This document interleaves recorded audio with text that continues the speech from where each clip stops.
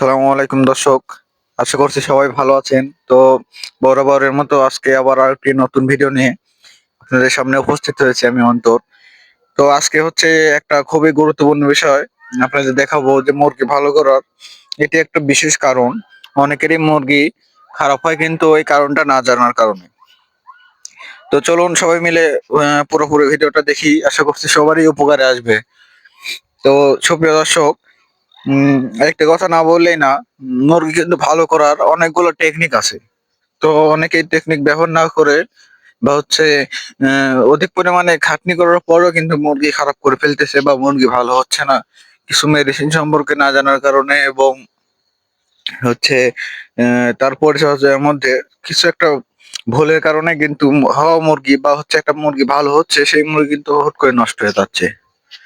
তো সেটা ভালো করতে হলে অবশ্যই কিন্তু আপনাকে কিছু টেকনিক জেনে এবং হচ্ছে কিছু টেকনিক ব্যবহার করে মুরগির ক্ষেত্রে কাজ করতে হবে। তাহলে কিন্তু অবশ্যই আপনার রেজাল্ট ভালো হবে।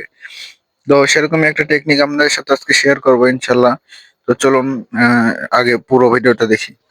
আমি যে কাজটা করতেছি সেটা করার আগে আপনারা নিয়মিত একটা কাজ করতেই হবে, সেটা হচ্ছে মুরগি ভালো করাতে 100-তে 100 রেজাল্ট দেবে অবশ্যই। সেটা হচ্ছে আপনার লিটার পরিষ্কার। তো আমি হচ্ছে আজকে কিন্তু লিটার এই ঘরে পরিষ্কার করে ফেলছি। মানে হচ্ছে যেটা হচ্ছে নষ্ট হয়েছিল বা ভেজা ছিল সেটা উঠাইছি। উম, তারপরে যে স্প্রেটা করতেছি এটা হচ্ছে একটা গ্যাসের ওষুধ। গ্যাস মানে হচ্ছে আপনার আপনি বিশেষ করে দেখবেন আমি যে দিক দিয়ে স্প্রে করছি সেগুলো কিন্তু একটা সাইডে, মানে দুইটা পার্টিশন করা আছে খামারের। আমি শুধু সাইড দিয়ে স্প্রেটা বেশি করছি বা এদিক দিয়ে আমি মাঝে মাঝে স্প্রে করি। এদিক দিয়ে স্প্রে করার একটাই কারণ, যাদের খামার আছে তারা আজকে একবার চেক দিয়ে দেখেন যে মুরগি কিন্তু সাইডে বেশি থাকে।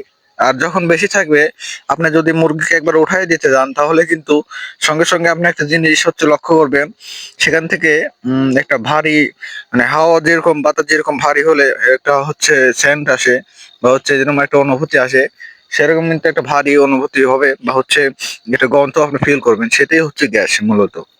এটা হচ্ছে খামারের মাঝখান দিয়ে কমই হয়, খামারের 4 রাউন্ডে যে দিক দিয়ে মুরগি বেশি বসে থাকে সেই দিক দিয়ে হয়। আর বিশেষ করে লিটার যদি খারাপ হয়, দেখতে পাচ্ছেন এখানে লিটার কিন্তু অনেক পরিমাণে খারাপ হয়ে গেছে। তো লিটার খারাপ হওয়ার কারণেই এসব গ্যাস কিন্তু হয়ে থাকে। তো অনেকেই লিটার ভালো রাখতে পারে না, কাজের খাতিরে হোক আর যে খাতিরে হোক।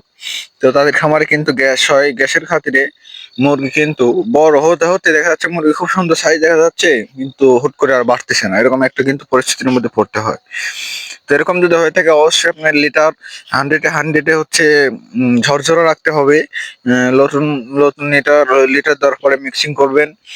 এর পাশাপাশি হচ্ছে যে নষ্ট লিটার গুলো ছিল সেগুলোর সাথে সাথে বাইরে ফেলে দিবেন এবং হচ্ছে খামারের ভিতর যে ভালো হচ্ছে পুরাতন লিটার আর নতুন এটা একদম মিক্সিং করে দিবেন, তাহলে গ্যাসটা অনেক পরিমাণে কিন্তু হচ্ছে বাইরে চলে যাবে।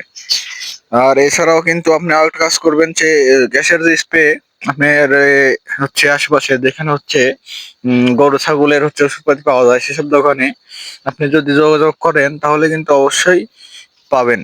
মেডিসিনটা অবশ্যই আপনার কাছে নিয়ে আসার পর সংগ্রহ করার পর স্প্রে করে হচ্ছে দিয়ে দিবেন 1 দিন 2 দিন পর পর। আর একটা জিনিস লক্ষ্য করতে হবে, কোনোভাবেই যেন মুরগির গায়ে স্প্রেটা না লাগে।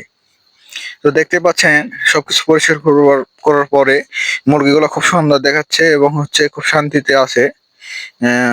আশা করতেছি সবাই বুঝতে পারছেন। আর বরাবরের মতো একটা রিকোয়েস্ট থাকবে, এখন ভিডিও দেখছেন যারা অনেক অনেক ধন্যবাদ। চ্যানেলটিকে অবশ্যই সাবস্ক্রাইব করে রাখুন এরকম গুরুত্বপূর্ণ ভিডিও সামনে আরো পাওয়ার জন্য। ধন্যবাদ।